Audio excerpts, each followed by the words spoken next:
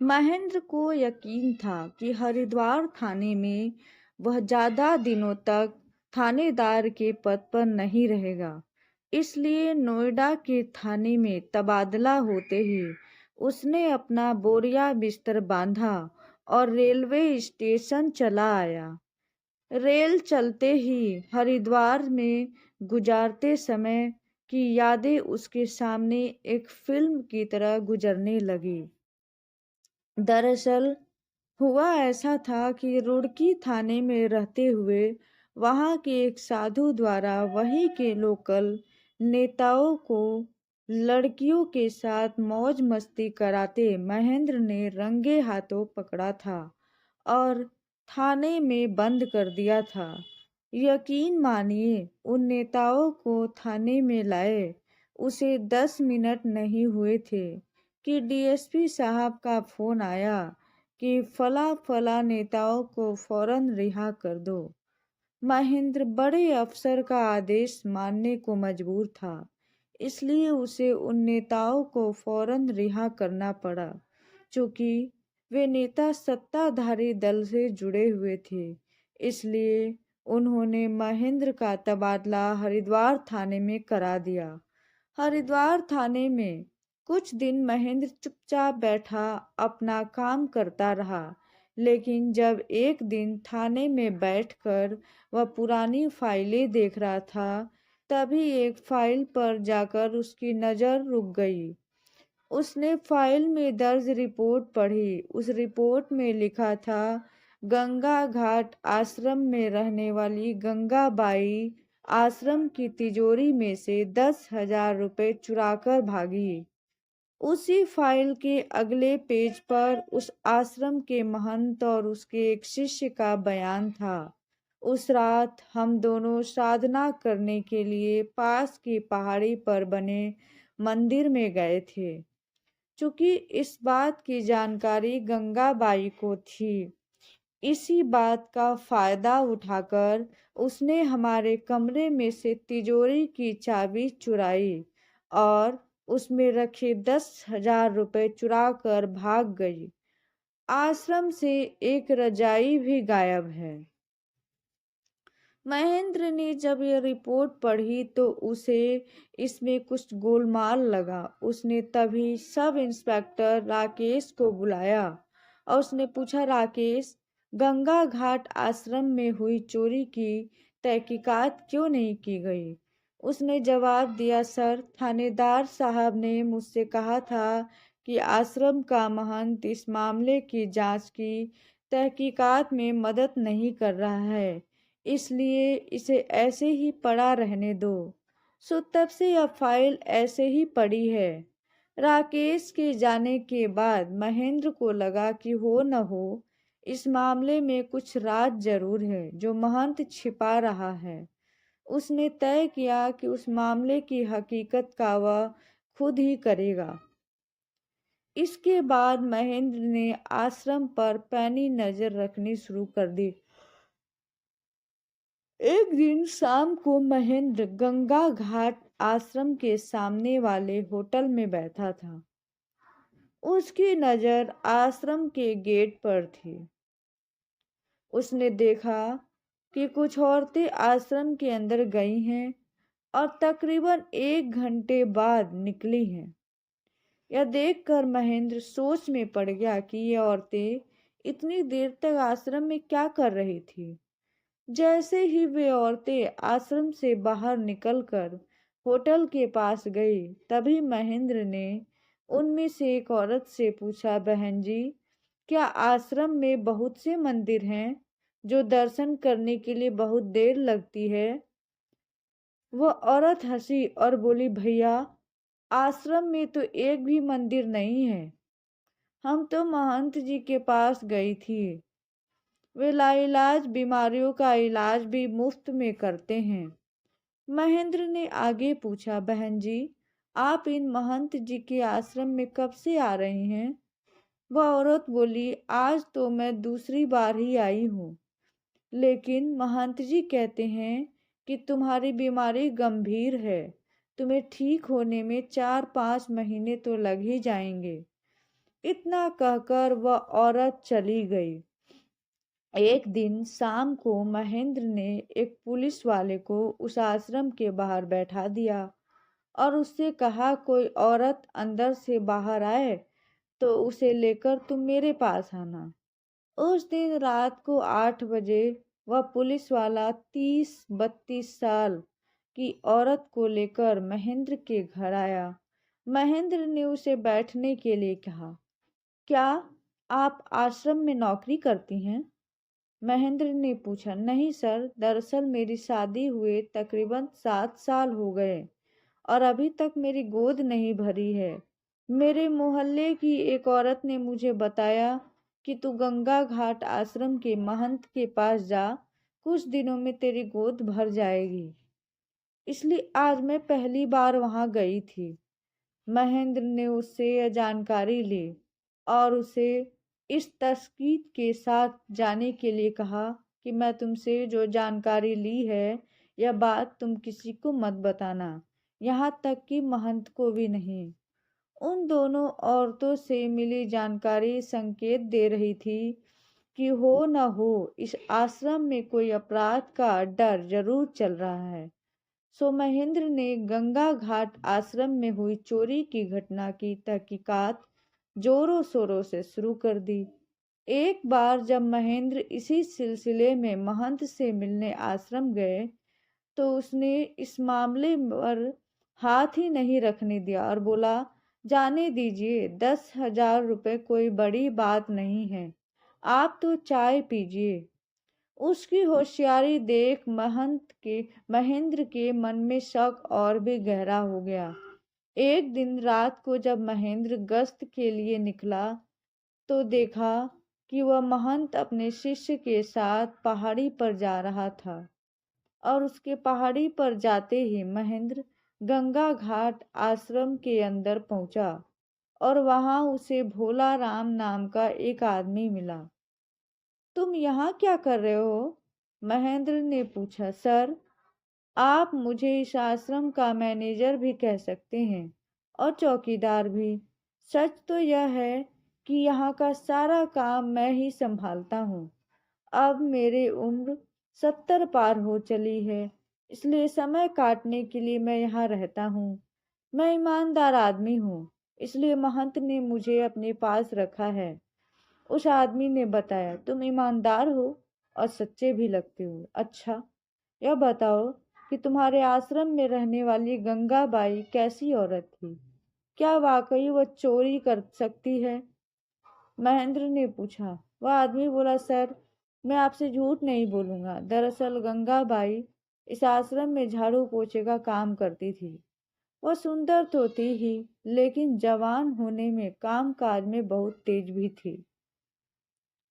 जब मैं नया नया इस आश्रम में आया तब गंगाबाई ने ही मुझे बताया कि महंत जी का नित्य कर्म एकदम पक्का है।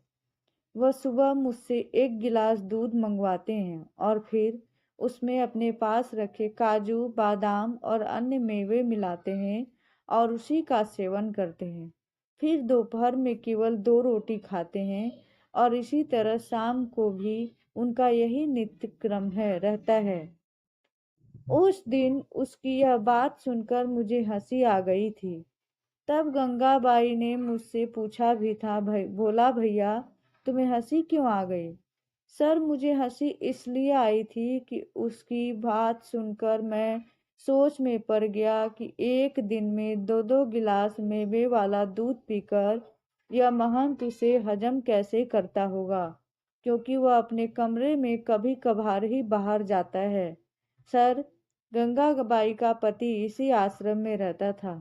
मेरे यहाँ आने से पहले आश्रम का सारा काम वही देखता था। कुछ दिनों से मैंने उसमें एक बर्ताव देखा था कि वह रोजाना रात को शराब पीकर आश्रम में आने लगा था। तब से मेरे मन में सवाल भी उठता था कि उसके पास शराब पीने के पैसे कहाँ से आते हैं। एक दिन मुझसे रहा नहीं गया, मैं गंगाबाई से पूछ लिया कि बहन, तुम रोजाना अपने पति को शराब पीने के लिए पैसे क्यों देती हो? तब वो बोली कि भोला भैया, मेरे पति को शराब पीने के लिए पैसे मैं नहीं देती हूँ, बल्कि खुद महंत जी ही देते हैं। उसने उसका आदमी के मुंह से ऐसी बात सुनकर महेंद्र भी दंग रह गया।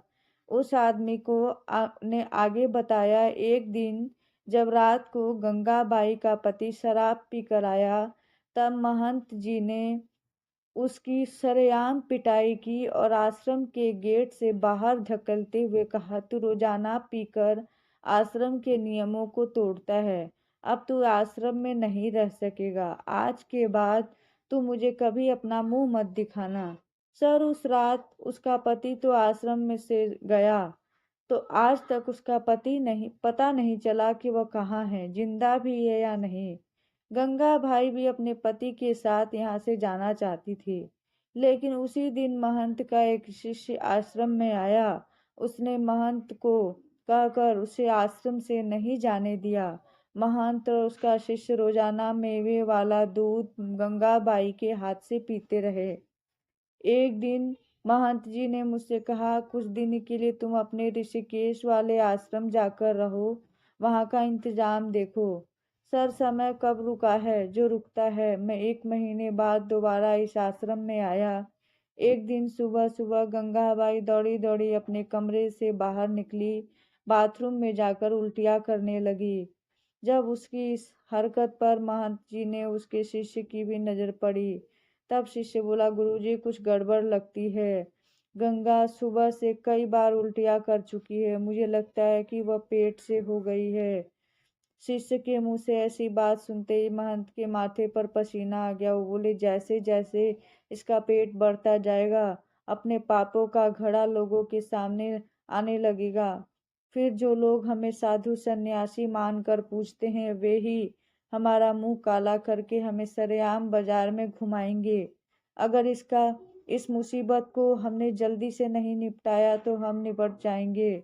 सर, उस रात का सच आपको बता रहा हूँ। वह अमावस की काली रात थी। जब रात को गंगाबाई दूध देने उनके कमरे में गई, तभी उन्होंने उसके मुंह में कपड़ा ठूस दिया, फिर गला दबाकर उसकी हत्या कर दी। और आधी रात के बाद रात के अंधेरे में महंत के शिष्य ने उसकी लाश एक रजाई में लपेटी और उसे गंगा में बहा आया। उसके बाद उन दोनों ने तिजोरी से रुपए निकाल कर उसे खुला छोड़ दिया, ताकि लगे कि यहाँ चोरी की वारदात हुई है। सर, उस रात हुई हत्या और चोरी के बहुत से सबूत मैंने अपने पास महफूज रखे हैं। मेरी भी यही इच्छा थी कि साधु के रूप में छिपे इस अपराधी भेड़िए को मैं सलाखों के पीछे देखूं, लेकिन जब आपके पहले के थानेदार ने इस केस में दिलचस्पी नहीं दिखाई, इसलिए मैं उनके सामने उन सबूतों को नहीं लाया। अब मैं इस मामले से जुड़े सारे सबूत आपको सौंप दूंगा। अच्छा भोला भैया, यह बताओ, यहाँ शाम ढले रोजाना कुछ औरतें अपनी लाइलाज बीमारी के इलाज के लिए आती हैं, जो कुछ गोद भर जाने की चाह में। इसका क्या राज है? महेंद्र ने धीरे से पूछा। भोला भैया, सर, यह महंत और उसका शिष्य भोली भाली औरतों को उनकी लाइलाज बीमारी को मुफ्त में ठीक करने के बहाने यहाँ बुलाते हैं। तकरीबन 2 महीने तक जड़ी बूटियों के नाम पर पहाड़ी पर लगे पेड़ों की डालियों को पीस कर उन्हें दूध में पिलाया जाता है, और जब वे औरतें इस महंत पर पूरा विश्वास करने लगती हैं, तब बारी बारी से एक एक को दूध में नशे की गोली मिलाकर बेहोश किया जाता है और फिर उनके जिस्म के साथ अपनी हवस पूरी करते हैं। बेचारी इज्जत खो चुकी औरतें शर्म के मारे किसी को कुछ नहीं बताती, चुपचाप घर बैठ जाती हैं। लेकिन आश्रम में गोद भरने ये औरतें किस आस पर आती हैं? महेंद्र ने भोला से पूछा। सर, यह महंत ऐसी हवा अपने बारे में फैलाता है कि गंगा घाट के आश्रम के महंत को सिद्धि प्राप्त हुई है और उसके आशीर्वाद से बाझ औरतों को भी बच्चे हो जाते हैं। हमारा यह महंत गोद भरने की चाह रखने वाली औरतों को रात को आश्रम में बुलाता है और उनको 2-4 बार पूजा पाठ और हवन में बैठाता है। फिर एक साथ एक फल हाथ में देकर उसके कान में धीरे से कहता है कि जब यह आदेश करे तब इसे अपने मुंह में रखना, देखना तुम्हारी गोद जल्दी ही भर जाएगी। फिर उस औरत को महंत के कमरे के पास वाले अंधियारे कमरे में जाने के लिए कहा जाता है। वहां पहुंचते ही महंत का शिष्य उस औरत के कान में धीरे से कहता है, आज तुम्हारी गोद भरने का शुभ दिन है, देखना आज चमत्कार होगा और महंत जी की कृपा से तुम्हारी गोद भर जाएगी। तुम इस फल को आंख बंद करके खाती रहो। जब वो औरत बिना कपड़ों में चमत्कार होने की राह देख रही होती है, तभी कभी महंत या कभी उसका शिष्य उसके इस अंधियारे कमरे में शिकार बनाते हैं। आखिर मेवे वाला दूध कभी तो अपना असर दिखाएगा ही ना। अपनी लूटी इज्जत को ढकने के चक्कर में ऐसी औरतें इन पाखंडियों की करतूत किसी को नहीं बताती, इसलिए इनकी यह दुकानदारी चलती रहती है।